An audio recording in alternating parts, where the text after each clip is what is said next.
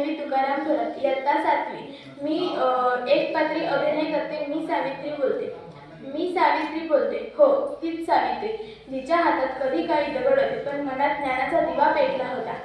मी जन्माला आले एका समाजात जिथे मुलगी म्हणजे ओझं समजलं जायचं, पण मी ओझं नव्हे, आकाशात उंच झेप घेणारे स्वप्न होते.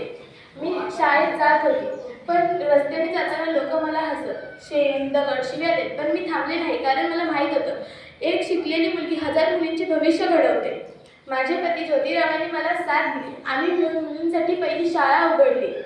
मी शिकवायला घेतलं, कारण मला कळलं होतं की ज्ञान हेच खरे शस्त्र आहे आणि अज्ञानावर मात करण्याचं. आज मी तुम्हाला विचारते की तुम्ही शिकताय ना, स्वप्न पाहताय ना, स्वतःच्या पायावर उभे राहताय ना?